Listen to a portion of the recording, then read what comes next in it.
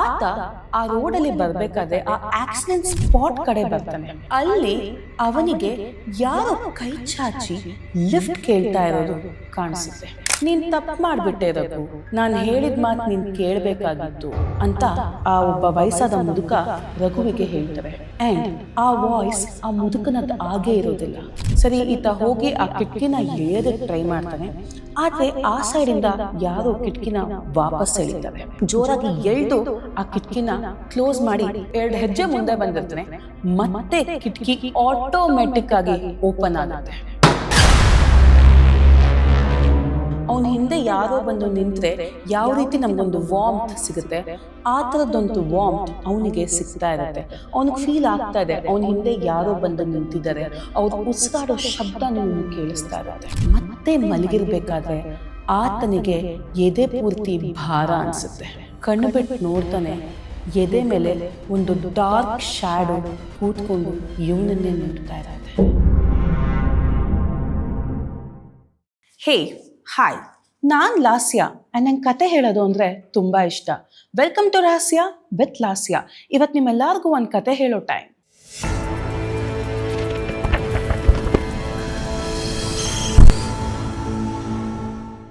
My dear mistake family, ಇವತ್ತು ನಾನು ನಿಮಗೆ ಹೇಳಕ್ಕೆ ಹೋಗ್ತಾ ಇರುವಂಥ ಈ ಒಂದು ಕಥೆ ಇಬ್ರು ಬೆಸ್ಟ್ ಫ್ರೆಂಡ್ಸ್ನ ಕಥೆ. ಎಸ್, ಇದೇ ಇವತ್ತಿನ episode, the best friends. Manoj ಮತ್ತು ರಘು ಚಿಕ್ಕ ವಯಸ್ಸಿಂದ ಒಟ್ಟಿಗೆ ಬೆಳೆದಿರ್ತಾರೆ. ಇಬ್ಬರು ಎದುರುಗಡೆ ಬದುರುಗಡೆ ಇರೋ ಮನೆಯಲ್ಲಿ ಚಿಕ್ಕ ವಯಸ್ಸಿಂದ ತುಂಬ ಆತ್ಮೀಯವಾಗಿ ಬೆಳೆದಿರ್ತಾರೆ. ರಘುಗೆ ಮನೋಜ್ ಅಂದರೆ ಸಿಕ್ಕಾಪಟ್ಟೆ ಇಷ್ಟ ಇರುತ್ತೆ. ಹಾಗೆ ಮನೋಜ್ಗೂ ಕೂಡ ರಘು ಅಂದರೆ ಪಂಚಪ್ರಾಣ. ಚಿಕ್ಕ ವಯಸ್ಸಿಂದ ಇಬ್ಬರೂ ಒಟ್ಟೊಟ್ಟಿಗೆ ಬೆಳೆದಿರ್ತಾರೆ. ರಘು ಓದೋದ್ರಲ್ಲಿ ತುಂಬ ಮುಂದೆ ಇರ್ತಾನೆ. ಮನೋಜು ರಘು ಜೊತೆ ಸೇರಿಕೊಂಡು ಆತ ಕೂಡ ಅಕಾಡೆಮಿಕ್ಸ್ನಲ್ಲಿ ತುಂಬ ಬೆಟರಾಗಿ ಪರ್ಫಾರ್ಮ್ ಮಾಡ್ತಾ ಇರ್ತಾನೆ. ಮನೋಜ್ ಒಬ್ಬ ಆರ್ಥಿಕವಾದಂತಹ ಒಳ್ಳೆ ಸ್ಥಾನದಲ್ಲಿರುವಂತಹ ಮನೆಯಲ್ಲಿ ಬೆಳೀತಾ ಇರ್ತಾನೆ. ಮನೋಜ್ ಅವರ ತಂದೆ ತಾಯಿ ಇಬ್ಬರು CAಗಳಾಗಿರ್ತಾರೆ. ರಘು ಒಬ್ಬ ನಾರ್ಮಲ್ ಮಿಡಲ್ ಕ್ಲಾಸ್ ಮನೆ ಹುಡುಗ. ತಂದೆ ಆಟೋ ಡ್ರೈವರ್ ಆಗಿರ್ತಾನೆ, ತಾಯಿ ಮನೆನ ಸಂಭಾಳಿಸ್ಕೊಂಡು ಹೋಗ್ತಾ ಇರ್ತಾರೆ, ಹೌಸ್ ವೈಫ್ ಆಗಿರ್ತಾರೆ. ಬಟ್ ರಘು ತುಂಬಾ ಚೆನ್ನಾಗಿ ಓದ್ತಾ ಇರುವಂತಹ ಕಾರಣದಿಂದ ಮನೋಜ್ ಅವರ ತಂದೆ ತಾಯಿಗೆ ರಘು ಕಂಡ್ರೆ ತುಂಬಾ ಇಷ್ಟ ಇರುತ್ತೆ.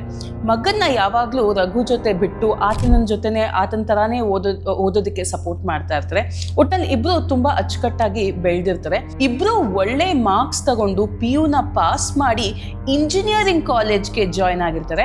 ಮನೆಯಿಂದ ಸುಮಾರು ಒಂದು 7-8 ಕಿಲೋಮೀಟರ್ ದೂರದಲ್ಲಿರುವಂಥ ಒಂದು ಟೆಕ್ನಾಲಜಿ ಕಾಲೇಜ್ಗೆ ಜಾಯಿನ್ ಮಾಡಿರ್ತಾರೆ ರಘು ಮತ್ತು ಮನೋಜ್ನ ತಂದೆ ತಾಯಿ. ಇಬ್ಬರು ಒಂದೇ ಡಿಪಾರ್ಟ್ಮೆಂಟಲ್ಲಿ ಓದ್ತಾ ಇರ್ತಾರೆ. ತುಂಬ ಚೆನ್ನಾಗಿ ರಘು ಮನೋಜ್ಗೆ ಹೆಲ್ಪ್ ಮಾಡಿಕೊಂಡು ಇಬ್ಬರು ಅಚ್ಚುಕಟ್ಟಾಗಿ ಓದ್ಕೊತಾ ಇರ್ತಾರೆ.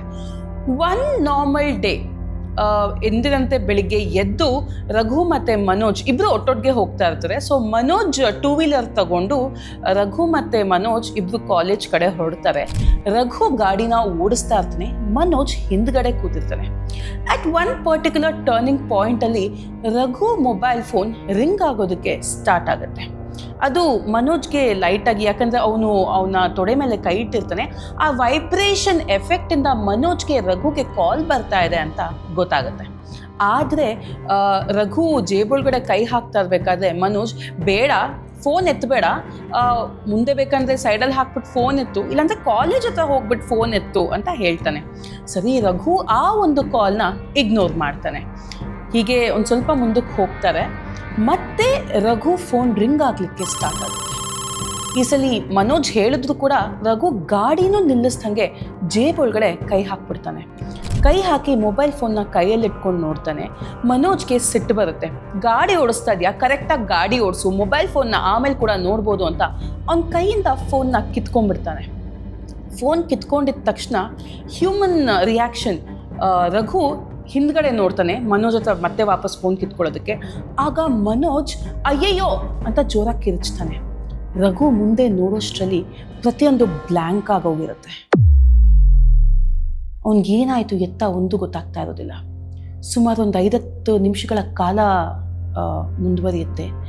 ಆತ ಕಣ್ಬಿಟ್ಟು ನೋಡಿದಾಗ ಆತ ಫುಟ್ಪಾತ್ ಮೇಲೆ ಬಿದ್ದಿರ್ತಾನೆ. ಸುತ್ತಲೂ ಜನ ಅವನಿಗೆ ಸಹಾಯ ಮಾಡ್ತಾ ಇರ್ತಾರೆ. ಅವ್ರ ಕೈಯಲ್ಲಿ ವಾಟರ್ ಬಾಟಲ್ಸ್ ಇರುತ್ತೆ. ಸರ್ ಹೇಗಿದ್ದೀರಾ, ನೀವು ಓಕೆನಾ ಅನ್ನೋ ಶಬ್ದ ಅವನ ಕಿವಿಗೆ ಕೇಳಿಸುತ್ತೆ. ಆತ ಕಷ್ಟಪಟ್ಟು ಎದ್ದು ನಿಂತ್ಕೊತಾನೆ. ಆತನಿಗೆ ಗೊತ್ತಾಗ್ತಾ ಇರುತ್ತೆ ಹೆಗಲ ಮೇಲೆ ಒಂದು ಶಾರ್ಪ್ ಪೇಯ್ನ್ ಅವನಿಗೆ ಫೀಲ್ ಆಗ್ತಾ ಇರುತ್ತೆ. ಅವನಿಗೆ ಆ ಕ್ಷಣ ಗೊತ್ತಾಗುತ್ತೆ ಆತನ ಶೋಲ್ಡರ್ ಡಿಸ್ಲೊಕೇಟ್ ಆಗಿದೆ ಅಂತ. ಸರಿ, ಆ ನೋವಲ್ಲೂ ಸಹ ಅವನು ನನ್ನ ಸ್ನೇಹಿತ ಮನೋಜ್ ಎಲ್ಲಿ ಅಂತ ಸುತ್ತಮುತ್ತ ಇದ್ದವ್ರನ್ನ ಕೇಳ್ತಾನೆ. ಅವ್ರು ಯಾರೂ ಅವನಿಗೆ ಸರಿಯಾಗಿ ರೆಸ್ಪಾಂಡ್ ಮಾಡೋದಿಲ್ಲ. ಆ ಕಡೆ ತಿರುಗಿ ನೋಡ್ತಾನೆ. ಸ್ವಲ್ಪ ದೂರದಲ್ಲಿ ಒಂದು ಟ್ರಕ್ ನಿಂತಿರುತ್ತೆ. ಆಗ ಅವನಿಗೆ ರಿಯಲೈಸ್ ಆಗುತ್ತೆ ಆ ಬೈಕ್ ಡಿಕ್ಕಿ ಹೊಡೆದಿದ್ದು ಅದೇ ಟ್ರಕ್ಗೆ ಅಂತ. ಸ್ವಲ್ಪ ಸೀದಾ ನಿಂತಿದ್ದ ಟ್ರಕ್ ಹತ್ರ ಹೋಗಿ ನೋಡ್ತಾನೆ. ಟ್ರಕ್ ಒಂಚೂರು ಮುಂದೆ ನಿಂತಿರುತ್ತೆ. ಅದ್ರ ಕೆಳಗಡೆ ಮನೋಜ್ನ ಬೈಕ್ ಬಿದ್ದಿರುತ್ತೆ. ಅಂದರೆ ಸುಮಾರು 50 ಮೀಟ್ರ್ಗಳ ದೂರನೇ ಆ ಒಂದು ಬೈಕ್ ಉಚ್ಕೊಂಡು ಹೋಗಿರುತ್ತೆ. ಆ್ಯಂಡ್ ಆ ಬೈಕ್ ಸ್ವಲ್ಪ ಹಿಂದೆ, ಅಂದರೆ ಆ ಟ್ರಕ್ನ ಚಕ್ರದ ಪಕ್ಕ ಮನೋಜ್ ಬಿದ್ದಿರ್ತಾನೆ. ಅವನು ಅಲ್ಲಾಡ್ತಾನೆ ಇರೋದಿಲ್ಲ. ಅವನ ಸುತ್ತಮುತ್ತ ಸಿಕ್ಕಾಪಟ್ಟೆ ರಕ್ತ ಹರಿದಿರುತ್ತೆ. ಇವನು ಓಡೋಗಿ ಮನೋಜ ಮನೋಜ ಅಂತ ಕೂಗ್ಕೊತಾನೆ. ತಿರುಗಿಸಿ ನೋಡಿದಾಗ ಮನೋಜನ ಪ್ರಾಣ ಪಕ್ಷಿ ಹಾರಿ ಹೋಗಿರುತ್ತೆ. ಆ್ಯಂಡ್ ರಘುನ ಫೋನ್ ಮನೋಜನ ಕೈಯಲ್ಲೇ ಇರುತ್ತೆ. ಮನೋಜ್ನನ್ನ ಆ ಪರಿಸ್ಥಿತಿಯಲ್ಲಿ ನೋಡಿದಂತಹ ರಘುಗೆ ಸಿಕ್ಕಾಪಟ್ಟೆ ಗಾಬರಿ ಆಗುತ್ತೆ. ಆತ ಅಲ್ಲೇ ಮೂರ್ಛೆ ತಪ್ಪಿ ಬಿದ್ದೋಗ್ತಾನೆ. ಮತ್ತೆ ಆತನಿಗೆ ಎಚ್ಚರ ಆದಾಗ ಆತ ಇರೋದು ಹಾಸ್ಪಿಟಲ್ನಲ್ಲಿ. ಸುತ್ತಮುತ್ತ ಡಾಕ್ಟರ್, ನರ್ಸಸ್ ಮತ್ತು ಅವನ ತಂದೆ ತಾಯಿ ಇಬ್ಬರೂ ಸಹ ಇರ್ತಾರೆ. ಆತನಿಗೆ ಒಳಗಡೆ ಸಿಕ್ಕಾಪಟ್ಟೆ ಗಿಲ್ಟ್ ಕಾಡ್ತಾ ಇರುತ್ತೆ. ಅವನಿಗಾಗ್ತಾ ಇರೋ ನೋವಿಗಿಂತ ಜಾಸ್ತಿ ಅವನಲ್ಲಿದ್ದ ಗಿಲ್ಟೇ ಅವನ್ನ ಜಾಸ್ತಿ ಕಾಡ್ತಾ ಇರುತ್ತೆ. ಟ್ರೀಟ್ಮೆಂಟ್ ನಡೀತಾ ಇರುತ್ತೆ. ಒಂದು 4-5 ದಿನ ಆದಮೇಲೆ ಮನೋಜನ ತಂದೆ ತಾಯಿ ರಘುನ ನೋಡ್ಲಿಕ್ಕೆ ಬರ್ತಾರೆ. ಆಗ ಸಹ ಅವರು ಕೇಳ್ತಾರೆ, ಏನಾಯ್ತು ರಘು, ಹೋಗಬೇಕಾದ್ರೆ ಹೆಂಗಾಯ್ತು ಆಕ್ಸಿಡೆಂಟು ಅಂತ ಕೇಳಿದಾಗ ಈತ ಏನೂ ಮಾತೇ ಆಡೋದಿಲ್ಲ. ಗಿಲ್ಟ್ ಅವನ್ನ ಕಾಡ್ತಾ ಇದ್ದನು. ಈತ ಅದ್ರ ಬಗ್ಗೆ ಏನೂ ಸಹ ಮಾತಾಡ್ದಂಗೆ ಸುಮ್ಮನಾಗ್ಬಿಡ್ತಾನೆ. ಅವರು ಇವನ್ನ ಜಾಸ್ತಿ ಡಿಸ್ಟರ್ಬ್ ಮಾಡೋದು ಬೇಡ ಅಂತ ಹೊರಟು ಬಿಡ್ತಾರೆ. ಈ ಒಂದು 20-25 ದಿನಗಳ ಕಾಲ ಈತ ಏನು ಹಾಸ್ಪಿಟ್ಲಲ್ಲಿ ಇರ್ತಾನೆ, ಕಂಪ್ಲೀಟ್ಲಿ ಅವನು ಗಿಲ್ಟಲ್ಲೇ ಕಳೀತಾನೆ. ಅದಾದಮೇಲೆ ಆತನಿಗೆ ಸ್ವಲ್ಪ ಹೆಲ್ತ್ ವೈಸ್ ಸುಧಾರಿಸ್ಕೊತಾನೆ. ಡಿಸ್ಚಾರ್ಜ್ ಆಗಿ ಮನೆಗೆ ವಾಪಸ್ ಹೋಗ್ತಾನೆ. ಅದಾದಮೇಲೂ ಸಹ ಅವನು ಮನೆಗೆ ಹೋದ್ಮೇಲೂ ಸಹ ಸುಮಾರು ಸಲ ಮನೋಜ್ ಅವರ ತಂದೆ ತಾಯಿ ಬಂದು ಇವನ್ನ ವಿಚಾರಿಸ್ಕೊಂಡು ಹೋಗೋದು ಎಲ್ಲ ಮಾಡ್ತಾ ಇರ್ತಾರೆ. ಬಟ್ ಅವನಿಗೆ ಮನೋಜನ ನೆನಪು ತುಂಬ ಕಾಡ್ತಾ ಇರುತ್ತೆ. ಎದ್ದು ಆಚೆ ಕಡೆ ಹೋಗಿ ನಿಂತ್ಕೊಂಡಾಗ ಎದುರುಗಡೆ ಇದ್ದಂತಹ ಮನೋಜನ ಬಾಲ್ಕನಿಯಲ್ಲಿ ಪ್ರತಿ ಸಲ ಇದ್ದಂತಹ ಮನೋಜ್ ಇರೋದಿಲ್ಲ. ತನ್ನ ಗೆಳೆಯ ಆತನನ್ನು ರಘು ಬಾ ಆಚೆ ಹೋಗೋಣ, ರಘು ಬಾ ಅಲ್ಲಿಗೆ ಹೋಗೋಣ, ಇಲ್ಲಿಗೆ ಹೋಗೋಣ ಅಂತ ಕರಿತಾ ಇದ್ದಂಥ ಬಾಲ್ಕನಿಯಲ್ಲಿ ಮನೋಜ್ ಇರೋದಿಲ್ಲ. ರಘು ಮೆಂಟಲಿ ಸಿಕ್ಕಾಪಟ್ಟೆ ಡಿಪ್ರೆಸ್ ಆಗಿರ್ತಾನೆ. ಈ ರೀತಿ ಇರಬೇಕಾದ್ರೆ ತಂದೆ ತಾಯಿ ಒಂದಿನ ರಘುನ ಕರೆದು, ರಘು ಆಗಿದ್ದಾಗೋಯ್ತು, ಎಲ್ಲ ಮರ್ತ್ಬಿಡು, ಎಷ್ಟು ದಿನ ಇದೇ ರೀತಿ ಕೊರಗ್ತಾ ಇರ್ತೀಯ, ಮತ್ತೆ ಕಾಲೇಜ್ಗೆ ಹೋಗಲಿಕ್ಕೆ ಸ್ಟಾರ್ಟ್ ಮಾಡು, ನಿನಗೂ ಒಂದು ಫ್ರೆಶ್ ಸ್ಟಾರ್ಟ್ ಅನ್ನೋದು ಆಗುತ್ತೆ ಅಂತ ಅಡ್ವೈಸ್ ಮಾಡ್ತಾರೆ. ಸೊ ರಘು, ಹೌದು, ನಾನು ಎಷ್ಟು ದಿನ ಇದೇ ರೀತಿ ಇರಲಿ, ಈ ರೀತಿ ಇರೋದಕ್ಕಾಗೋದಿಲ್ಲ ಅಂತ ಹೇಳಿ ನೈಟ್ ಊಟ ಮಾಡಿಬಿಟ್ಟು ರೂಮಿಗೆ ಮಲಗ್ಲಿಕ್ಕೆ ಹೋಗ್ತಾನೆ.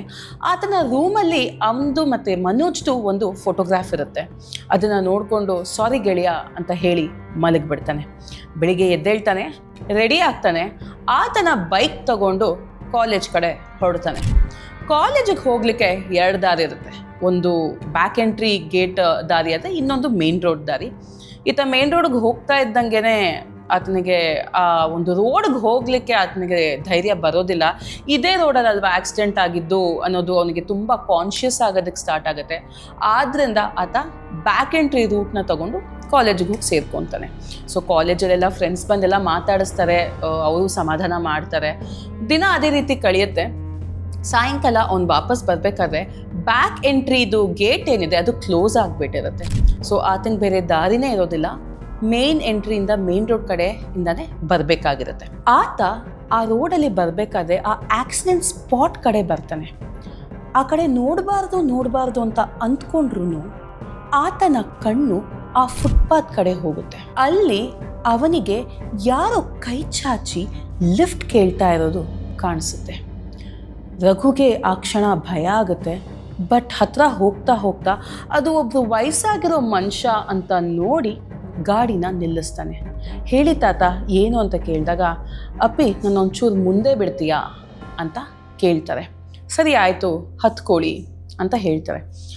ಆ ವಯಸ್ಸಾದ ಮುದುಕನನ್ನು ಹತ್ತಿಸ್ಕೊಂಡಂತಹ ರಘು ಗಾಡಿನ ಸ್ಟಾರ್ಟ್ ಮಾಡ್ಕೊಂಡು ಮುಂದೆ ಹೋಗ್ತಾ ಇರ್ತಾರೆ. ಆಗಲೇ ಹಿಂದ್ಗಡೆ ಕೂತಿದ್ದಂತಹ ಮುದುಕ ಮೆತ್ತಗೆ ರಘುವಿನ ಭುಜದ ಮೇಲೆ ಕೈ ಹಾಕಿ, ನೀನು ತಪ್ಪು ಮಾಡಿಬಿಟ್ಟೆ ರಘು, ನಾನು ಹೇಳಿದ ಮಾತು ನೀನು ಕೇಳಬೇಕಾಗಿತ್ತು ಅಂತ ಆ ಒಬ್ಬ ವಯಸ್ಸಾದ ಮುದುಕ ರಘುವಿಗೆ ಹೇಳ್ತಾರೆ. ಆ್ಯಂಡ್ ಆ ವಾಯ್ಸ್ ಆ ಮುದುಕನದ್ದು ಆಗೇ ಇರೋದಿಲ್ಲ, ಅದು ಮನೋಜನ ವಾಯ್ಸ್ ಆಗಿರುತ್ತೆ. ರಘುಗೆ ಗಾಬರಿಯಾಗಿ ಸೀದಾ ಗಾಡಿನ ಸ್ಟಾಪ್ ಮಾಡ್ತಾನೆ.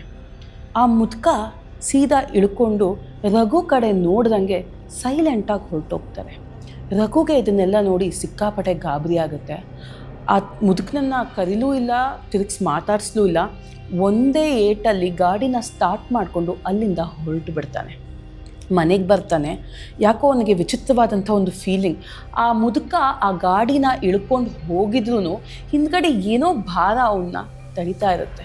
ಅವನಿಗೆ ಫೀಲ್ ಆಗ್ತಾ ಇರುತ್ತೆ, ಯಾರೋ ನನ್ನನ್ನು ಹಿಂಬಾಲಿಸ್ಕೊಂಡು ಬರ್ತಾ ಇದ್ದಾರೆ ಅಂತ. ಅದೇ ಒಂದು ಭಯದ ಫೀಲಿಂಗಲ್ಲಿ ಮನೆಗೆ ಹೋಗಿ ಸೇರ್ಕೊತಾನೆ ರಘು. ಹೋಗಿ ಕೈಕಾಲು ಮುಖ ತೊಳ್ಕೊತಾನೆ, ಸೀದಾ ರೂಮ್ಗೆ ಹೋಗ್ತಾನೆ. ನೈಟ್ ತಂದೆ ತಾಯಿ ಊಟಕ್ಕೆ ಕರೆದ್ರೂ ಯಾಕೋ ರಘುಗೆ ಊಟ ಮಾಡಲಿಕ್ಕೆ ಮನಸ್ಸೇ ಇರೋದಿಲ್ಲ. ಒಂದು ಗ್ಲಾಸ್ ಮಜ್ಜಿಗೆ ಕುಡಿದು ರೂಮಿಗೆ ಹೋಗಿ ಮಲ್ಕೊತಾನೆ. ಗಂಟೆ ಸುಮಾರು 1 ಗಂಟೆ ಆಗಿರುತ್ತೆ. ಜೋರಾಗಿ ಗಾಳಿ ಬೀಸ್ತಾ ಇರುತ್ತೆ. ರಘು ಆಗ್ತಾನೆ ನಿದ್ರೆಗೆ ಜಾರಿರ್ತಾನೆ. ಆ ಒಂದು ಸಂದರ್ಭದಲ್ಲಿ ಈ ರಘು ಮತ್ತು ಮನೋಜ್ನ ಫೋಟೋ ಫ್ರೇಮ್ ಗೋಡೆ ಮೇಲೆ ಏನಿತ್ತು ಅದು ಸಡನ್ನಾಗಿ ಕೆಳಗಡೆ ಬಿದ್ದೋಗುತ್ತೆ. ಆ ಸದ್ದಿಗೆ ರಘುಗೆ ಎಚ್ಚರ ಆಗುತ್ತೆ. ಕ್ಲಾಕ್ ನೋಡ್ತಾನೆ, ಗಂಟೆ 1:15 ಆಗಿರುತ್ತೆ. ಸರಿ, ಕೆಳಗಡೆ ಬಿದ್ದಿರುವಂತಹ ಆ ಒಂದು ಫೋಟೋನ ತಗೊಂಡು ನೋಡಿ ಅದನ್ನು ಸುಮ್ಮನೆ ಹೀಗೆ ಸವರಿ ಆತನ ಟೇಬಲ್ ಮೇಲೆ ಇಡ್ತಾನೆ. ಈ ಸೈಡು ಈ ಕಿಟಕಿ ಏನಿತ್ತು ಅದರಿಂದ ಜೋರಾಗಿ ಗಾಳಿ ಬೀಸ್ತಾ ಇರುತ್ತೆ. ಆ ಒಂದು ಫೋರ್ಸ್ಗೆ ಕಿಟಕಿ ಓಪನ್ ಆಗಿರುತ್ತೆ. ಸರಿ, ಈ ಕಿಟಕಿ ಸೌಂಡಿಗೆ ನಿದ್ದೆ ಬರೋದಿಲ್ಲ ಅಂತ ಹೇಳಿ ರಘು ಎದ್ದು ನಿಂತು ಆ ಒಂದು ಕಿಟಕಿ ಕಡೆ ಹೋಗ್ತಾನೆ, ಆ ಕಿಟಕಿನ ಕ್ಲೋಸ್ ಮಾಡೋದಕ್ಕೆ. ಸರಿ, ಈತ ಹೋಗಿ ಆ ಕಿಟಕಿನ ಎಳೆಯೋದಕ್ಕೆ ಟ್ರೈ ಮಾಡ್ತಾನೆ. ಆದರೆ ಆ ಸೈಡಿಂದ ಯಾರೋ ಕಿಟಕಿನ ವಾಪಸ್ ಎಳಿತಾರೆ. ಆ ಫೋರ್ಸ್ ಇವನಿಗೆ ಗೊತ್ತಾಗುತ್ತೆ. ಸರಿ, ಈ ಸಲ ಏನು ಮಾಡ್ತಾನೆ, ಜೋರಾಗಿ ಎಳೆದು ಆ ಕಿಟಕಿನ ಕ್ಲೋಸ್ ಮಾಡಿ ವಾಪಸ್ ತಿರುಗ್ಕೊತಾನೆ ತನ್ನ ಬೆಡ್ ಕಡೆ ಹೋಗೋದಕ್ಕೆ. 1-2 ಹೆಜ್ಜೆ ಮುಂದೆ ಬಂದಿರ್ತಾನೆ. ಮತ್ತೆ ಕಿಟಕಿ ಆಟೋಮೆಟಿಕ್ಕಾಗಿ ಓಪನ್ ಆಗುತ್ತೆ. ರಘುಗೆ ಹಿಂದೆ ತಿರುಗಿ ನೋಡಲಿಕ್ಕೂ ಭಯ ಆಗ್ತಾ ಇರುತ್ತೆ. ಬಟ್ ಧೈರ್ಯ ಮಾಡಿ ಮತ್ತೆ ಕಿಟಕಿ ಕಡೆ ಹೋಗ್ತಾನೆ ಅದನ್ನು ಕ್ಲೋಸ್ ಮಾಡೋದಕ್ಕೆ. ಆತ ಅದನ್ನು ಕ್ಲೋಸ್ ಮಾಡುವಂಥ ಸಂದರ್ಭದಲ್ಲಿ ಎದುರುಗಡೆ ಆ ಕಿಟಕಿ ಪ್ಯಾಸೇಜ್ ಏನಿದೆ ಅಲ್ಲಿ ಯಾರೋ ಪಾಸ್ ಆಗಿರುವಂಥ ಶ್ಯಾಡೋ ರಘುಗೆ ಕಾಣಿಸುತ್ತೆ. ರಘು ಹೆದರ್ಕೊತಾನೆ. ಹಾಗೆ ಒಂದು ಸ್ವಲ್ಪ ಮುಂದೆ ಹೋಗಿ ಪ್ಯಾಸೇಜಲ್ಲಿ ಬಗ್ ನೋಡ್ತಾನೆ. ಅವನಿಗೆ ಅಲ್ಲಿ ಯಾರೂ ಸಹ ಕಾಣಿಸೋದಿಲ್ಲ. ಒಂಚೂರು ಹಿಂದೆ ಬಂದು ಕಿಟಕಿನ ಕ್ಲೋಸ್ ಮಾಡೋದಕ್ಕೆ ಮತ್ತೆ ಟ್ರೈ ಮಾಡಿದಾಗ ಅವನಿಗೆ ಆ ಕಿಟಕಿ ಪ್ಯಾಸೇಜಿಂದ ಒಂದು ವಾಯ್ಸ್ ಕೇಳಿಸುತ್ತೆ. ಆ ವಾಯ್ಸ್, ರಘು, ನಾನೊಬ್ಬನೇ ಇದ್ದೀನಿ, ನನಗೆ ಬೇಜಾರಾಗ್ತಾ ಇದೆ, ನನಗೆ ತುಂಬ ಭಯ ಆಗ್ತಾ ಇದೆ, ನೀನು ನನ್ನ ಜೊತೆ ಬಂದುಬಿಡು ರಘು ಅಂತ ವಾಯ್ಸ್ ಬರುತ್ತೆ. ಆ್ಯಂಡ್ ಆ ವಾಯ್ಸ್ ಮನೋಜ್ನದಾಗಿರುತ್ತೆ. ಮನೋಜ್ನ ವಾಯ್ಸ್ ಕೇಳಿಸ್ಕೊಂಡಂತಹ ರಘುಗೆ ಆಕಾಶನೇ ತಲೆ ಮೇಲೆ ಬಿದ್ದೋಗೋ ಹಾಗಿರುತ್ತೆ. ಸೊ ಇದನ್ನು ಸಹಿಸ್ಕೊಳಕ್ಕಾಗದೆ ಆತ ವಾಪಸ್ ಓಡೋಗಿ ಇನ್ನೊಂದು ರೂಮಲ್ಲಿ ಮಲಗಿದ್ದಂಥ ಅವ್ರ ಅಪ್ಪ ಅಮ್ಮನ ಎಬ್ಬಿಸ್ಕೊಂಬಂದು ಹಾಲಲ್ಲಿ ಕೂರಿಸ್ಕೊತಾನೆ. ನನಗೆ ತುಂಬ ಭಯ ಆಗ್ತಾ ಇದೆ, ಇಲ್ಲಿ ಏನೋ ಆಗ್ತಾ ಇದೆ, ನನಗೆ ನಿದ್ದೆ ಬರ್ತಾ ಇಲ್ಲ ಅಂತ ಕೈಕಾಲೆಲ್ಲ ನಡುಕ್ತಾ ಇರುತ್ತೆ ಅವನು. ಇದನ್ನು ಹೇಳಿದಾಗ ಅಪ್ಪ ಅಮ್ಮ ಇವನು ಮೊದಲೇ ಡಿಪ್ರೆಷನಲ್ಲಿದ್ದಾನೆ, ಇವನಿಗೆ ಕೆಟ್ಟ ಕನ್ಸು ಬಿದ್ದಿರ್ಬೋದು, ಅದಕ್ಕೆ ಈ ರೀತಿ ಎಲ್ಲ ಆಗ್ತಾ ಇದೆ. ಸರಿ, ಅವ್ನು ಕೆಲಸ ಮಾಡು, ಇವತ್ತು ನಮ್ಮ ಜೊತೆನೇ ಮಲ್ಕೋ ಬಾ ಅಂತ ಹೇಳಿ ಆತನನ್ನು ಅವ್ರ ರೂಮ್ಗೆ ಕರ್ಕೊಂಡು ಹೋಗಿ ಮಲಗಿಸ್ಕೊತಾನೆ. ಬೆಳಿಗ್ಗೆ ಎದ್ದೇಳ್ತಾರೆ. ಅವ್ರ ತಂದೆ ಆಟೋ ಡ್ರೈವರು, ಪಾಪ ದುಡಿಲೇಬೇಕು, ಮನೆಯಿಂದ ಹೊರಡ್ತಾರೆ. ಅವತ್ತು ಕಾಲೇಜಿಗೆ ಹೋಗಲಿಕ್ಕೆ ರಘುಗೆ ಧೈರ್ಯ ಬರೋದಿಲ್ಲ. ನಾನು ಇವತ್ತು ಕಾಲೇಜಿಗೆ ಹೋಗೋದಿಲ್ಲ, ಮನೇಲೇ ಇರ್ತೀನಿ ಅಂತ ಹೇಳಿ ಮನೇಲೇ ಉಳ್ಕೊಂಡ್ಬಿಡ್ತಾನೆ. ಮಧ್ಯಾಹ್ನ ಸುಮಾರು ಟೈಮು 12ರಿಂದ 1 ಗಂಟೆ ಆಗಿರುತ್ತೆ. ತಾಯಿ ಮನೇಲಿ ತರಕಾರಿ ಖಾಲಿ ಆಗಿದೆ ಅಂತ ಮಾರ್ಕೆಟಿಗೆ ತರಕಾರಿನ ತೊಗೊಂಬರೋದಕ್ಕೆ ಹೋಗ್ತಾರೆ. ಈತನಿಗೆ ಊಟ ಎಲ್ಲ ಬಡಿಸಿಟ್ಟಿರ್ತಾರೆ. ಹಾಲಲ್ಲಿ ಕೂತಿದ್ದಂತಹ ರಘು ತಟ್ಟೆಗೆ ಅನ್ನನ ಬಡಿಸ್ಕೊಂಡು ಟಿವಿನ ಆನ್ ಮಾಡ್ತಾರೆ. ಆ ಘಳಿಗೆಗೆ ರೂಮ್ ಡೋರ್ ಸಡನ್ನಾಗಿ ಓಪನ್ ಆಗುತ್ತೆ. ಈತ ಗಾಳಿಗೆ ಓಪನ್ ಆಗಿರಬೇಕು ಅಂತ ಅಂದ್ಕೊಂಡು ಊಟ ತಿನ್ನಲಿಕ್ಕೆ ಸ್ಟಾರ್ಟ್ ಮಾಡ್ತಾನೆ. ಆಗ ಆತನಿಗೆ ಒಂದು ವಿಚಿತ್ರವಾದಂಥ ಅನುಭವ ಆಗುತ್ತೆ. ಅದು ಏನಪ್ಪ ಅಂದರೆ, ಈತ ಸೋಫಾ ಮೇಲೆ ಏನು ಕೂತಿರ್ತಾನೆ, ಅವನಿಗೆ ಯಾರೋ ತನ್ನ ಹಿಂದೆ ಬಂದು ನಿಂತ್ಕೊಂಡಿದ್ದಾರೆ ಅನ್ನುವಂಥ ಒಂದು ಪ್ರೆಸೆನ್ಸ್ ಫೀಲ್ ಆಗೋದಕ್ಕೆ ಸ್ಟಾರ್ಟ್ ಆಗುತ್ತೆ. ಅಂದರೆ ಅವನಿಗೆ ಅವನ ಹಿಂದೆ ಯಾರೋ ಬಂದು ನಿಂತರೆ ಯಾವ ರೀತಿ ನಮಗೊಂದು ವಾರ್ಮ್ತ್ ಸಿಗುತ್ತೆ, ಆ ಥರದ್ದೊಂದು ವಾರ್ಮ್ತ್ ಅವನಿಗೆ ಸಿಗ್ತಾ ಇರುತ್ತೆ. ಅವನಿಗೆ ಫೀಲ್ ಆಗ್ತಾ ಇದೆ ಅವನ ಹಿಂದೆ ಯಾರೋ ಬಂದು ನಿಂತಿದ್ದಾರೆ, ಅವ್ರು ಉಸಿರಾಡೋ ಶಬ್ದನೂ ಇವನು ಕೇಳಿಸ್ತಾ ಇರುತ್ತೆ. ಇವನಿಗೆ ಯಾವ ಪರಿಸ್ಥಿತಿ ಬಂದ್ಬಿಟ್ಟಿರುತ್ತೆ ಅಂದರೆ, ತಲೆ ಮೇಲೆತ್ತಾಗಲಿ ಅಥವಾ ತಿರುಗಿಸಾಗಲಿ ನೋಡುವಂಥ ಧೈರ್ಯನೇ ಬರೋದಿಲ್ಲ. ಆತ ಸುಮ್ಮನೆ ಕೂತ್ಕೊಂಡ್ಬಿಡ್ತಾನೆ. ಕೈಯಲ್ಲಿ ತಟ್ಟೆ ಇದೆ, ಅದೇ ತಿನ್ನೋಕ್ಕಾಗ್ತಾಯಿಲ್ಲ, ಹಿಂದೆ ತಿರುಗಿ ನೋಡೋ ಅಷ್ಟು ಧೈರ್ಯ ಬರ್ತಾಯಿಲ್ಲ. ಆ ಘಳಿಗೆಗೆ ಆತನ ಕುತ್ತಿಗೆನ ಯಾರೋ ಹಿಂದ್ಗಡೆಯಿಂದ ಜೋರಾಗಿ ಇಚ್ಚಿದ್ದಂಗಾಗುತ್ತೆ. ಆತ ತಟ್ಟೆನ ಬಿಡ್ತಾನೆ, ಸೀದಾ ಕುತ್ತಿಗೆ ಮೇಲೆ ಕೈ ಇಟ್ಕೊಂಡು ಬಿಡಿಸ್ಕೊಳ್ಳೋದಕ್ಕೆ ಟ್ರೈ ಮಾಡ್ತಾನೆ. ಅವನ ಕೈಯಲ್ಲಿ ಏನು ಮಾಡಿದ್ರೂ ಆ ಒಂದು ಪ್ರೆಷರಿಂದ ತಪ್ಪಿಸ್ಕೊಳಕ್ಕೆ ಆಗ್ತಾನೆ ಇರೋದಿಲ್ಲ ರಘುಗೆ. ಆ ಒಂದು ಪಕ್ಕದಲ್ಲಿ ರಿಮೋಟ್ ಏನಿರುತ್ತೆ ಅದು ಆ ಮೂಮೆಂಟ್ ಆಗಬೇಕಾದ್ರೆ ಜಾರಿ ಕೆಳಗಡೆ ಬೀಳುತ್ತೆ. ಆ ಪವರ್ ಬಟನ್ ಪ್ರೆಸ್ ಆದ ಕಾರಣದಿಂದ ಟಿ ವಿ ಸಡನ್ನಾಗಿ ಆಫ್ ಆಗಿಬಿಡುತ್ತೆ. ಟಿ ವಿ ಅವನ ಎದುರುಗಡೆ ಇರುತ್ತೆ. ಆ್ಯಂಡ್ ಆಫ್ ಆದಂತಹ ಟಿ ವಿ ರಿಫ್ಲೆಕ್ಷನಲ್ಲಿ ರಘುಗೆ ಕಾಣಿಸೋದು ಸೋಫಾ ಮೇಲೆ ಕೂತಿರುವ ರಘು ಆ್ಯಂಡ್ ಅವನ ಹಿಂದೆ ಅವನ ಕುತ್ತಿಗೆಯನ್ನು ಹಿಚ್ಚುತ್ತಾ ಇರುವಂತಹ ಮನೋಜ್. ಎಸ್, ರಘು ಕುತ್ತಿಗೆನ ಹಿಂದ್ಗಡೆ ನಿಂತ್ಕೊಂಡು ಮನೋಜ್ ಹಿಚ್ಚುತ್ತಾ ಇರ್ತಾನೆ. ಈತನಿಗೆ ಏನು ಮಾಡಬೇಕು ಅಂತ ಗೊತ್ತಾಗಲ್ಲ, ಜೋರಾಗಿ ಕಿರುಚ್ಕೊತಾನೆ. ಆ ಪರ್ಟಿಕ್ಯುಲರ್ ಮೂಮೆಂಟ್ಗೆ ರಘುವಿನ ತಾಯಿ ಮಾರ್ಕೆಟ್ಗೆ ಏನು ಹೋಗಿದ್ರು ಅವರು ಅವರ ಶಾಪಿಂಗ್ನ ಮುಗಿಸ್ಕೊಂಡು ಆಚೆ ಕಡೆಯಿಂದ ಒಳಗಡೆ ಬರ್ತಾರೆ. ಕೆಳಗಡೆ ಬಿದ್ದಂತಹ ರಿಮೋಟ್ ಪ್ರೆಷರ್ಗೆ ಆ ಒಂದು ಪವರ್ ಬಟನ್ ಏರುತ್ತೆ, ಅದು ಪ್ರೆಸ್ ಆಗಿ ಟಿ ವಿ ಆಫ್ ಆಗುತ್ತೆ. ಆಫ್ ಆ ಟಿ ವಿ ರಿಫ್ಲೆಕ್ಷನಲ್ಲಿ ರಘು ಕಾಣಿಸೋದು ಸೋಫಾ ಮೇಲೆ ಕೂತಿರುವ ಅವನು ಮತ್ತು ಅವನ ಹಿಂದೆ ಕುತ್ತಿಗೆನ ಇಸುಕ್ತಾ ಇರುವಂಥದ್ದು ಮನೋಜ್. ಎಸ್, ಆತನಿಗೆ ಕ್ಲಿಯರಾಗಿ ಕಾಣುತ್ತೆ ರಿಫ್ಲೆಕ್ಷನಲ್ಲಿ ಅವನ ಹಿಂದೆ ನಿಂತ್ಕೊಂಡು ಅವನ ಕುತ್ತಿಗೆನ ಮನೋಜ್ ಹಿಸುಕ್ತಾ ಇರ್ತಾನೆ. ಈತನಿಗೆ ಸಿಕ್ಕಾಪಟ್ಟೆ ಗಾಬರಿ ಆಗುತ್ತೆ, ಜೋರಾಗಿ ಕಿರುಚ್ಕೊತಾನೆ. ಆ ಮೂಮೆಂಟ್ಗೆ ಡೋರ್ ಓಪನ್ ಮಾಡ್ಕೊಂಡು ಒಳಗಡೆ ಬರೋದು ಮಾರ್ಕೆಟ್ಗೆ ಹೋಗಿದ್ದಂತಹ ರಘುವಿನ ತಾಯಿ. ಇವನು ಕಿರ್ಚಾಡೋದನ್ನು ನೋಡಿ ರಘು ಅವ್ರ ತಾಯಿಗೆ ಸಿಕ್ಕಾಪಟ್ಟೆ ಭಯ ಆಗುತ್ತೆ. ಯಾಕೋ ಏನಾಯಿತು ಅಂತ ಕೇಳಿದಾಗ ಈತ ಏನಿಲ್ಲ, ನಂಗೆ ಭಯ ಆಗ್ತದೆ, ನಾನು ಹೋಗಿ ಮಲ್ಕೊತೀನಿ ಅಂತ ತಟ್ಟೆಗಿಟ್ಟೆ ಎಲ್ಲ ಅಲ್ಲೇ ಬಿಸಾಕಿ ರೂಮ್ ಒಳಗಡೆ ಓಡಿ ಹೋಗ್ಬಿಡ್ತಾನೆ. ರಾತ್ರಿ ಆಗೋ ತನಕ ಆತ ಆಚೆ ಬರೋದೇ ಇಲ್ಲ. ನೈಟ್ ತಂದೆ ತಾಯಿ ಊಟನ ತಟ್ಟೆಗೆ ಹಾಕ್ಕೊಂಡು ರೂಮ್ ಒಳಗಡೆನೆ ಹೋಗ್ತಾರೆ. ಆತ ಅಲ್ಲೂ ಸಹ ಊಟ ಮಾಡಲಿಕ್ಕೆ ಸಿಕ್ಕಾಪಟ್ಟೆ ಹಠ ಮಾಡ್ತಾನೆ. ಬಟ್ ಇವರೆಲ್ಲ ಸಮಾಧಾನ ಮಾಡಾದಮೇಲೆ ಸ್ವಲ್ಪ ಊಟ ಮಾಡಿ ಮಲ್ಕೊತಾನೆ. ಮತ್ತೆ ಮಲಗಿರ್ಬೇಕಾದ್ರೆ ಆತನಿಗೆ ಎದೆ ಪೂರ್ತಿ ಭಾರ ಅನಿಸುತ್ತೆ. ಫ್ಯಾನ್ ಆನ್ ಆಗಿದೆ, ಕಿಟಕಿ ಓಪನ್ ಆಗಿದೆ, ಕಿಟಕಿಯಿಂದ ತಣ್ಣನೆ ಗಾಳಿ ಕೂಡ ಬರ್ತಾ ಇದೆ. ಆದರೆ ರಘು ಮಾತ್ರ ವಿಪರೀತ ಬೆವರ್ತಾ ಇರ್ತಾನೆ. ಕಣ್ಣು ಬಿಟ್ಟು ನೋಡ್ತಾನೆ, ಎದೆ ಮೇಲೆ ಒಂದು ಡಾರ್ಕ್ ಶ್ಯಾಡೋ ಕೂತ್ಕೊಂಡು ಇವನನ್ನೇ ನೋಡ್ತಾ ಇರುತ್ತೆ. ರಘುಗೆ ಇಮ್ಮಿಡಿಯೇಟಾಗಿ ಗೊತ್ತಾಗುತ್ತೆ ಇದು ಬೇರೆ ಯಾರೂ ಅಲ್ಲ, ಅವನ ಸ್ನೇಹಿತ ಮನೋಜ್ ಅಂತ. ಜೋರಾಗಿ ಕಿರುಚ್ಕೊಂಡು ಆಚೆ ಎದ್ದೋಡಿ ಬರ್ತಾನೆ.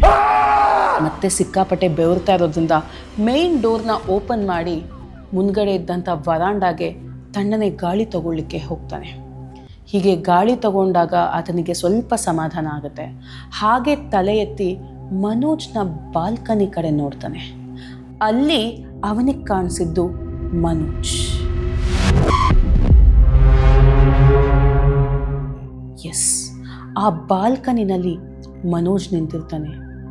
ಕೈ ಚಾಚಿ, ಗೆಳೆಯ ನಾನೊಬ್ಬನೇ ಇದ್ದೀನಿ, ನನ್ನ ಜೊತೆ ಬಂದ್ಬಿಡು, ನನಗೆ ತುಂಬ ಭಯ ಆಗ್ತಾ ಇದೆ, ನನ್ನ ಜೊತೆ ಬಾರೋ ರಘು ಅಂತ ಜೋರಾಗಿ ಕೂಗ್ತಾನೆ.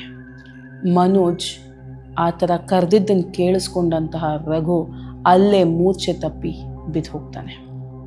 ಸುಮಾರೊಂದು ಅರ್ಧ ಮುಕ್ಕಾಲು ಗಂಟೆಗಳ ಕಾಲ ಮಗ ಏನಿನ್ನೂ ಒಳಗಡೆ ಬರಲಿಲ್ವಲ್ಲ ಅಂತ ಕಾಯ್ತಾ ಇದ್ದಂಥ ರಘುವಿನ ತಂದೆ ತಾಯಿ ಆಚೆ ಹೋಗಿ ನೋಡಿದಾಗ ರಘು ಪ್ರಜ್ಞೆ ತಪ್ಪಿದ್ದಿರೋದು ಕಾಣಿಸುತ್ತೆ. ಅವನನ್ನು ಒಳಗಡೆ ಕರ್ಕೊಂಬಂದ್ಬಿಟ್ಟು ಮುಖದ ಮೇಲೆ ನೀರೆಲ್ಲ ಚಿಮುಕಿಸಿ ಯಾಕಪ್ಪ ಏನಾಯಿತು ಅಂತ ಕೇಳಿದಾಗ ಈತ ಇರೋದನ್ನೆಲ್ಲ ಬಾಯ್ ಬಿಟ್ಬಿಡ್ತಾನೆ. ನಾನು ಈ ಥರ ಹೋದಾಗ ಕಾಲೇಜಿಗೆ ಹೋಗಿ ವಾಪಸ್ ಬರಬೇಕಾದ್ರೆ ನನ್ನ ಯಾರೋ ಡ್ರಾಪ್ ಕೇಳಿದ್ರು. ಅವರು ಮನೋಜ್ ವಾಯ್ಸಲ್ಲಿ ಮಾತಾಡಿದ್ರು. ಮತ್ತು ಮನೆಗೆ ಬಂದಾಗ ಈ ಥರ ಫೋಟೋ ಕೆಳಗಡೆ ಬಿತ್ತು, ಕಿಟಕಿಯಿಂದ ಯಾರೋ ಪಾಸ್ ಆದಂಗೆ ಆಯಿತು. ಅಲ್ಲಿಂದ ನನಗೆ ಮತ್ತೆ ಮನೋಜ್ ವಾಯ್ಸ್ ಕೇಳಿಸ್ತು. ನೆನ್ನೆ ಊಟ ಮಾಡಬೇಕಾದ್ರೂ ಅಷ್ಟೇ ಸಡನ್ನಾಗಿ ಟಿ ವಿ ಆಫ್ ಆದಾಗ ನನ್ನ ಕುತ್ತಿಗೆ ಯಾರೋ ಹಿಸುಕ್ತಾ ಇದ್ರು. ಆ್ಯಂಡ್ ಆ ಟಿ ವಿ ರಿಫ್ಲೆಕ್ಷನಲ್ಲಿ ನನಗೆ ಮನೋಜ್ ನನ್ನ ಕುತ್ತಿಗೆ ಹಿಸುಕ್ತಾ ಇದ್ದಾನೆ ಅನ್ನೋದೆಲ್ಲ ಕಾಣಿಸ್ತು ಅಂತ ಬಿಡಿಸಿ ಪ್ರತಿಯೊಂದನ್ನು ಎಕ್ಸ್ಪ್ಲೇನ್ ಮಾಡ್ತಾನೆ ರಘು ಅವ್ರ ತಂದೆ ತಾಯಿ ಹತ್ರ. ಬಟ್ ರಘುವಿನ ತಂದೆ ತಾಯಿ ಮತ್ತೆ ಈತ ತುಂಬ ಡಿಪ್ರೆಷನಲ್ಲಿದ್ದಾನೆ. ಇವನಿಗೆ ಪದೇ ಪದೇ ಕೆಟ್ಟ ಕನಸುಗಳು ಬೀಳ್ತಾ ಇದೆ. ಈತ ಮನೇಲಿದ್ದಷ್ಟು ಇದೇ ರೀತಿ ಡಿಪ್ರೆಷನ್ಗೆ ಜಾರ್ತಾನೆ ಇರ್ತಾನೆ. ಇವನ್ನ ಕಾಲೇಜಿಗೆ ಇಲ್ಲಾಂದರೆ ಬೇರೆ ಕಡೆ ಎಲ್ಲಾದರೂ ಹಾಸ್ಟ್ಲಿಗೆ ಹಾಕೋದೇ ಉತ್ತಮ ಅಂತ ಹೇಳಿ ಬೆಳಿಗ್ಗೆ ಎದ್ದಾದ್ಮೇಲೆ ನೀನಿವತ್ತು ಕಾಲೇಜಿಗೆ ಹೋಗ್ಬಿಡ್ಬಾ, ಏನಾದರೂ ಒಂದು ವ್ಯವಸ್ಥೆ ಮಾಡೋಣ ಅಂತ ಡಿಸೈಡ್ ಮಾಡಿ ರಘು ಸ್ನಾನ ಮಾಡಿಕೊಂಡು ದೇವರ ಪೂಜೆ ಮಾಡಿ ಕಾಲೇಜಿಗೆ ಆತನ ಬೈಕ್ ಎತ್ಕೊಂಡು ಹೊರಟಿ ಒಂಚೂರು ಮುಂದೆ ಹೋಗಿರ್ತಾನೆ. ಇವರ ಮನೆಯ ಪಕ್ಕದ ಬೀದಿಯಲ್ಲಿದ್ದಂಥ ವಯಸ್ಸಾದ ಒಬ್ಬ ಮುದುಕ ನನ್ನ ಕ್ಲಿನಿಕ್ಗೆ ಡ್ರಾಪ್ ಮಾಡಿಬಿಡಪ್ಪ ಅಂತ ರಿಕ್ವೆಸ್ಟ್ ಮಾಡ್ಕೊತಾರೆ. ಸರಿ ರಘು ಹೆಂಗಿದ್ರು ಒಬ್ಬನೇ ಹೋಗಬೇಕು, ತಾತನ ಜೊತೆ ಹೋದರೆ ಒಂದು ಸ್ವಲ್ಪ ಧೈರ್ಯ ಆದರೂ ಇರುತ್ತೆ ಅಂದ್ಬಿಟ್ಟು ಮತ್ತೆ ತಾತನ ಬೈಕಲ್ಲಿ ಹತ್ತಿಸ್ಕೊಂಡು ಕ್ಲಿನಿಕ್ ಕಡೆ ಹೋಗ್ತಾನೆ. ಕ್ಲಿನಿಕ್ಗೆ ಆಮೇಲೆ ರಿಯಲೈಸ್ ಆಗುತ್ತೆ ಆ ಆಕ್ಸಿಡೆಂಟ್ ಆದಂತಹ ರೋಡ್ನಲ್ಲೇ ಕ್ಲಿನಿಕ್ ಇರೋದು. ಸೊ ರಘು, ತಾತ ನೀವು ಇನ್ನು ಮುಂದಕ್ಕೆ ಈ ರೋಡಲ್ಲಿ ನೀವೇ ನಡ್ಕೊಂಡು ಹೋಗಿ, ನಾನು ಬ್ಯಾಕ್ ಎಂಟ್ರಿಯಿಂದ ನಾನು ಕಾಲೇಜಿಗೆ ಹೊರಟೋಗ್ತೀನಿ ಅಂತ ತಾತನ ಹತ್ರ ಹೇಳ್ತಾನೆ. ತಾತ, ಏನಪ್ಪ ಇಷ್ಟು ದೂರನೇ ಬಂದುಬಿಟ್ಟಿದ್ಯಂತೆ, ಒಂಚೂರು ಕ್ಲಿನಿಕ್ ಮುಂದೆ ಬಿಟ್ಬಿಡು ನನ್ನ ಅಂತ ರಿಕ್ವೆಸ್ಟ್ ಮಾಡ್ಕೊತಾರೆ. ಆಗ ಸರಿ ಇನ್ನೇನು ಮಾಡೋದು, ವಯಸ್ಸಾಗೋಗಿದೆ ಮುದ್ಕಂಗೆ, ಇಲ್ಲಿ ಬಿಟ್ಟು ಹೋಗೋದು ಚೆನ್ನಾಗಿರಲ್ಲ ಅಂದ್ಬಿಟ್ಟು ಆ ಆಕ್ಸಿಡೆಂಟ್ ಆದಂತಹ ರೋಡ್ಗೆ ಎಂಟ್ರಿ ಕೊಡ್ತಾನೆ ರಘು. ಹೋಗ್ತಾ ಇರಬೇಕಾದ್ರೆ ಮತ್ತೆ ರಘುವಿನ ಫೋನ್ ರಿಂಗ್ ಆಗಲಿಕ್ಕೆ ಸ್ಟಾರ್ಟ್ ಆಗುತ್ತೆ. ರಘುಗೆ ಇವಾಗ ಫೋನ್ ಎತ್ತುವಂಥ ಯಾವುದೇ ಇಂಟ್ರೆಸ್ಟ್ ಸಹ ಇರೋದಿಲ್ಲ. ಹಿಂದ್ಗಡೆ ಕೂತಿದ್ದಂತಹ ತಾತ, ಮಗ ನಿನಗೆ ನಿನ್ನ ಫೋನ್ಗೆ ಕಾಲ್ ಬರ್ತಾ ಇದೆ, ಎತ್ತು ನೋಡು ಪರವಾಗಿಲ್ಲ ಅಂತ ಹೇಳ್ತಾರೆ. ಇಲ್ಲ ತಾತ, ನಾನು ಮುಂದೆ ನೋಡ್ತೀನಿ ಅಂತ ಹೇಳ್ತಾರೆ. ಮತ್ತೆ ಫೋನ್ ರಿಂಗ್ ಆಗುತ್ತೆ. ಈ ಸಲ ತಾತ ಪರವಾಗಿಲ್ಲ ಎತ್ತು ನೋಡು ರಘು ಅಂತ ಹೇಳುತ್ತೆ. ಬಟ್ ಈ ಸಲ ಬಂದಿದ್ದ ವಾಯ್ಸ್ ತಾತನದ್ದಾಗಿರೋದಿಲ್ಲ, ಅದು ಮನೋಜ್ನ ವಾಯ್ಸ್ ಆಗಿರುತ್ತೆ.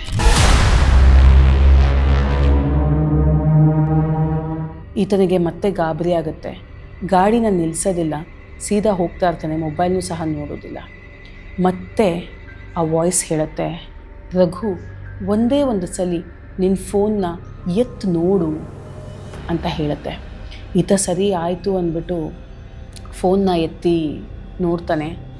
ನೋಡಿದಾಗ ರಘುಗೆ ಆಗೋದು ಡೆಡ್ಲಿ ಶಾಕ್. ಎಸ್, ಅವನಿಗೆ ಒಂದು ಕಾಲ್ ಬರ್ತಾ ಇರುತ್ತೆ. ಆ್ಯಂಡ್ ಆ ಕಾಲ್ ಮನೋಜ್ ಫೋನ್ನಿಂದ ಬರ್ತಾ ಇರುತ್ತೆ. ಇದನ್ನು ನೋಡಿದಂತಹ ರಘು ಹಿಂದ್ಗಡೆ ಯಾರು ಕೂತಿರೋದು ಅಂತ ನೋಡಲಿಕ್ಕೆ ತಲೆ ತಿರುಗಿಸ್ತಾನೆ. ಅಲ್ಲಿ ಯಾರೂ ಸಹ ಕೂತೇ ಇರೋದಿಲ್ಲ. ಈ ವಯಸ್ಸಾದ ತಾತನ ಏನು ಕೂರಿಸ್ಕೊಂಡಿರ್ತಾನೆ ರಘು, ಆ ವಯಸ್ಸಾದ ತಾತ ಈತನ ಬೈಕ್ನಲ್ಲಿ ಹಿಂದೆ ಕೂತೇ ಇರೋದಿಲ್ಲ. ಸಡನ್ನಾಗಿ ಮುಂದೆ ನೋಡ್ತಾನೆ, ಕಂಪ್ಲೀಟಾಗಿ ಬ್ಲ್ಯಾಕ್ಔಟ್ ಆಗ್ತಾನೆ. ಹಲವಾರು ಜನ ಸೇರ್ತಾರೆ. ಅಲ್ಲಾಗಿರೋದೇನಪ್ಪ ಅಂದರೆ, ಈತ ಹಿಂದೆ ಮುಂದೆ ತಿರುಗೋಷ್ಟರಲ್ಲಿ ಒಂದು ಟ್ರಕ್ ಅದೇ ಜಾಗದಲ್ಲಿ ಬಂದು ರಘು ಗಾಡಿಗೆ ಡಿಕ್ಕಿ ಹೊಡೆದಿರುತ್ತೆ. ರಘು ಅದೇ ಸ್ಪಾಟಲ್ಲಿ ಎಲ್ಲಿ ಮನೋಜ್ಗೆ ಆಕ್ಸಿಡೆಂಟ್ ಆಗಿ ಸತ್ತು ಬಿದ್ದಿದ್ನೋ ಅದೇ ಸ್ಪಾಟಲ್ಲಿ ರಘು ಕೂಡ ಅವನ ಪ್ರಾಣನ ಕಳ್ಕೊಂಡೇ ಬಿಟ್ಟಿರ್ತಾನೆ. ಎಸ್, ರಘು ಅವನ ಫ್ರೆಂಡ್ ಮನೋಜ್ನ ಹೋಗಿ ಸೇರ್ಕೊಂಡ್ಬಿಟ್ಟಿರ್ತಾನೆ. ಮೈ ಡಿಯರ್ ಮಿಸ್ಟೇಕ್ ಫ್ಯಾಮಿಲಿ, ಇದಾಗಿತ್ತು ಇವತ್ತಿನ ದ ಮೋಸ್ಟ್ ಟೆರಿಬಲ್ ಎಕ್ಸ್ಪೀರಿಯನ್ಸ್ ಅಥವಾ story of two best friends. Well, ಈ ಸ್ಟೋರಿ ನಿಮ್ಗೆ ಇಷ್ಟ ಆಯ್ತಾ? ಹಾಗಿದ್ರೆ do like, share and subscribe. Follow me on my Instagram account and stay with me on Rahasya with Lasya, where secret